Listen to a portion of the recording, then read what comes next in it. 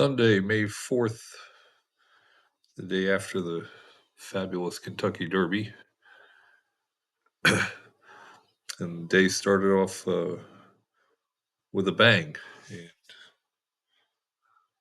we will get to how my selections did for the entire card at Belmont at Aqueduct uh, after we take care of uh, the pick of the day, which was Holiday Pay in race number 5 at Aqueduct.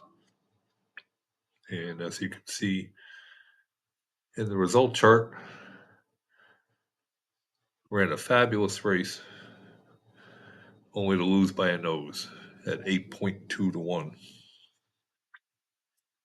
It was really the sad part of the day. There was plenty of good news on the Aqueduct card, and all my picks for all the races uh, in New York are always free. Everything is free at my website, breedingwinners.com. Uh,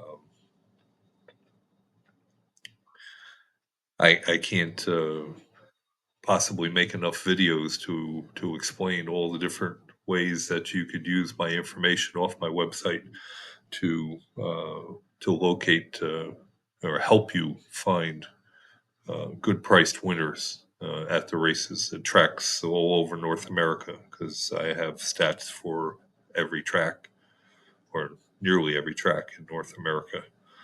Um, it's really up to you.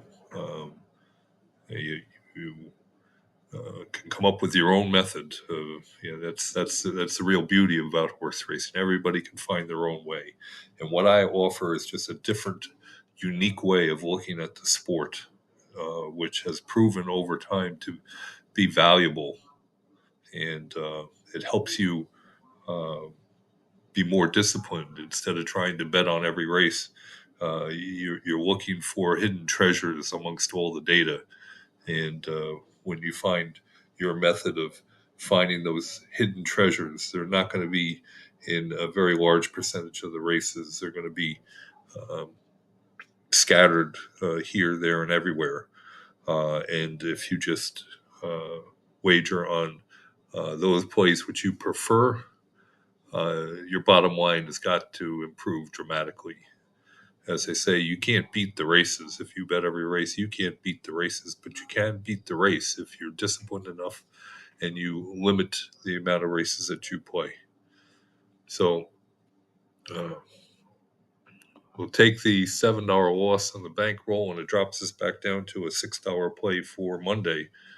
Um, and again, the bankroll started at $500 last November around the Breeders' Cup, and the amount of the wager is always 1.5% of what's in the bankroll. And lucky enough to cash the ticket, 7% of the profit goes into the piggy bank in the far right column. Um, looking at the my picks for the entire card at Aqueduct, um, race number 1, my top pick won, paying $24.80.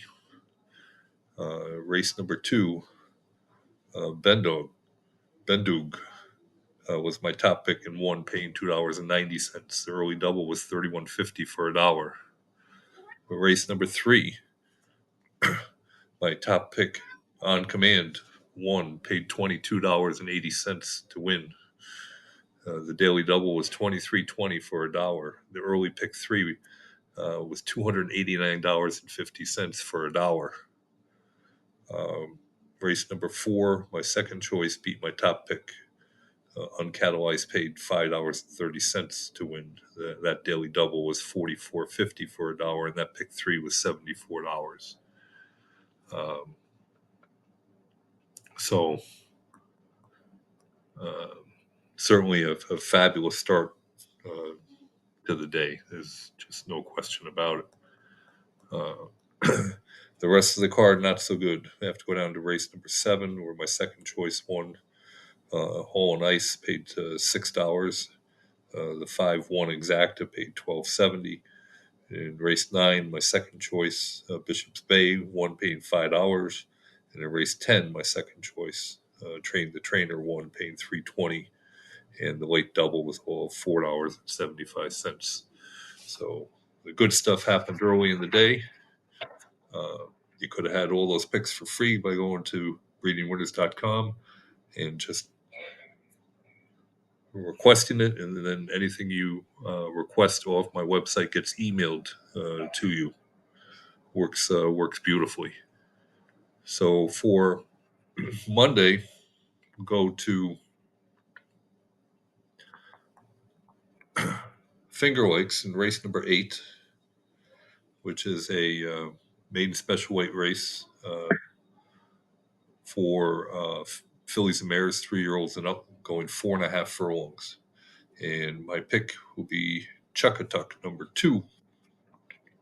It's a 4-year-old filly who's had 2 previous races, last October and last November. In her career debut, she broke an air and lost her jock. So much for that. And then a month later, at Finger Lakes again, both races were at Finger Lakes, at 50 to 1 odds. She got to the early lead and held it into the stretch and faded pretty badly, beaten 4.25 lengths, going 5.5 furlongs. So now coming off the long layoff for her 3rd career start, and looking at the sire statistics, her sire is destined. 16 previous winners of this type of race, which is a maiden dirt race for older horses, and 38% of those 16 winners came at less than 6 furlongs, since today's race is 4.5 furlongs. 44% came when the purse was between $31,000 and $40,000. And no, I'm sorry, since this is a maiden special weight race, that 44% would be when the purse was $31,000 or greater.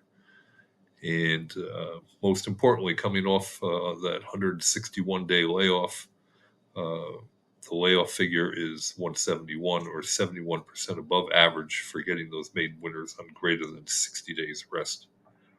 Going to the broodmare sire stats. Broodmare sire is City Zip. 94 previous winners of this type of race, 23% when the distance less than 6 furlongs, 39% when the purse is 31,000 or higher, and the layoff figure of 160, or 60% above average for getting those maiden winners on greater than 60 days rest. So both sides of the breeding very strong for getting older maiden dirt winners on greater than 60 days rest. And her trainer, James Aquilino, 15 previous winners of this type of race, 47 at less than 47% at less than 6 furlongs, 27% in the purse category, and the layoff figure of 80, or a little bit below average for getting maiden winners on greater than 60 days rest. So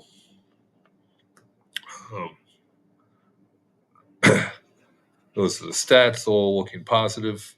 Again, I encourage you to make use of all the information I offer on my website, breedingwinners.com. It's all free.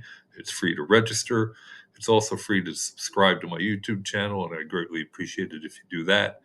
And if you have any questions, or you'd like to tell me why you do not want to go to my website, you can put that in the comment section below this video, and I will gladly reply to your comments.